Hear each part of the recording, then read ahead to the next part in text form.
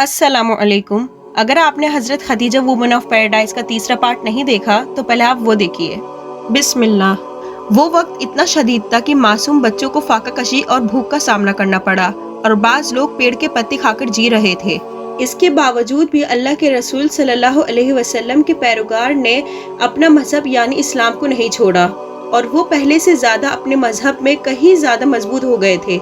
हजरत खदीजा जो अपने वालिद के घर पे ऐश और इशरत पे पली बड़ी थीं, वो अब मुआशी मुश्किलात का सामना कर रही थी सब्र और हिम्मत के साथ, जो किसी भी मुआशरे का लाजमी हिस्सा है।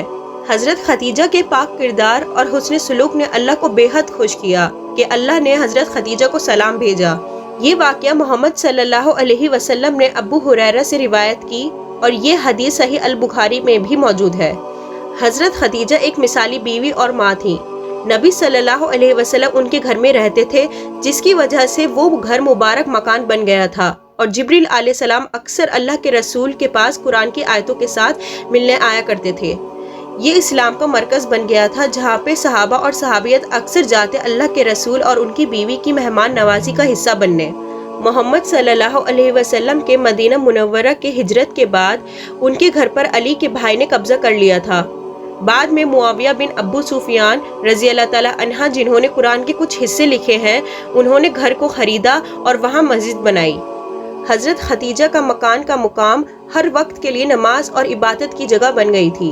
अल्लाह की तरफ से नमाज फर्ज होने से पहले भी हजरत खदीजा अक्सर मोहम्मद सल्लल्लाहु अलैहि वसल्लम के साथ सुबह और शाम में 2 रकात नमाज पढ़ा करती थी। उस बारे में तारीख में एक वाक़या दर्ज है। इस्लाम कबूल करने के बाद वो ज़्यादा संजीदा और माइल हो गई इबादत की तरफ और उन्हें नमाज में बहुत सुकून और बाबरकत एहसास मिला। अफीफ किंडी के मुतालिक अब्बास बिन अब्दुल मुतालिब उनके बहुत अच्छे दोस्त थे और वो अक्सर बिजनेस के सिलसिले में उनसे मिलने जाते थे यमन में खुशबू के कारोबार में। एक मौके में अफीफ किंडी और अब्बास बिन अब्दुल मुतालिब मीना में खड़े थे और वो बातें कर रहे थे।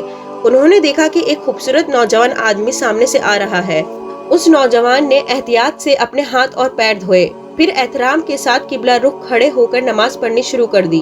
फिर थोड़ी देर बाद उस नौजवान के पीछे एक खवातीन और एक बच्चा उस नमाज में शामिल हो गए और नमाज पढ़नी शुरू कर दी।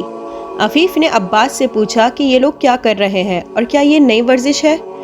अब्बास ने जवाब दिया कि वो नौजवान उनके भाई अब्दुल्ला का बेटा है और जो उनके साथ खवातीन है वो उनकी बीवी है, जो कि बहुत मालदार और इज्जतदार और एक मिसाली माँ और बीवी है। ये जो बच्चा है ये मेरे भाई अब्बू तालिब का बेटा है। मोहम्मद ने ऐलान किया है कि ये अल्लाह के पैगंबर हैं और इन्होंने तबलीग शुरू कर दी है एक नए मजहब की, जिसका नाम इस्लाम है। अफीफ ने सही वक्त में इस्लाम को कबूल किया, मगर उनको इस हकीकत पर हमेशा अफसोस रहा कि उन्होंने मोहम्मद सल्लल्लाहु अलैहि वसल्लम और उनके साथियों की नमाज और दुआओं में शामिल नहीं हो सके उस यादगार दिन मीना में, जब उन्होंने पहली बार इस्लाम के बारे में सुना। हिजरत के महज 3 साल पहले हजरत खदीजा की वफ़ात हुई 65 साल की उम्र में। मोहम्मद सल्लल्लाहु अलैहि वसल्लम और इस्लाम को तकरीबन 25 साल का वक्त देकर जब मोहम्मद सल्लल्लाहु अलैहि वसल्लम ने हज़रत खदीजा को मौत के करीब देखा, उन्होंने ये कहकर हज़रत खदीजा को तसल्ली दी कि यही अल्लाह का हुक्म है और जिस चीज़ से वो खौफज़दा हो रही हैं वो उनके हक़ में बेहतर साबित होगा। हज़रत खदीजा की आंखें रोशन हो गईं और जैसे ही उन्होंने अपने प्यारे शौहर की तरफ निगाह डाली और उनकी रूह ने अपना ज़मीनी जिस्म छोड़ दिया। उनकी कब्र हुज्जुन नाम की जगह पे बनाई गई, जो कि मक्का के करीब है। अल्लाह के रसूल ने कब्र में कदम रखा, ये देखने के लिए कि क्या सब चीज़ें वैसी ही हैं जैसे होनी चाहिए, और अपने ही हाथों से हज़रत खदीजा को एहतियात के साथ कब्र में उतारा। और इसी तरह सारे मुसलमानों की माँ चल बसी, वो जिसने अपनी हर चीज़ कुर्बान कर दी इस्लाम के लिए। और उसी साल अल्लाह के रसूल के बहुत बड़े हिमायती और मुहाफिज उनके चाचा अब्बू तालिब चल बसे। इसी तरह कुछ महीनों के अंदर उनके बहुत करीबी साथी, हिमायती और मददगार चल बसे। आज का पार्ट यहीं ख़त्म होता है। इंशाल्लाह अगले पार्ट के साथ हम थर्सडे को दोबारा हाजिर होंगे। तब तक के लिए आप हमारे 1 पार्ट 2 पीस की पिछली वीडियो ज़रूर देखें। जज़ाकुमुल्लाहु खैरन।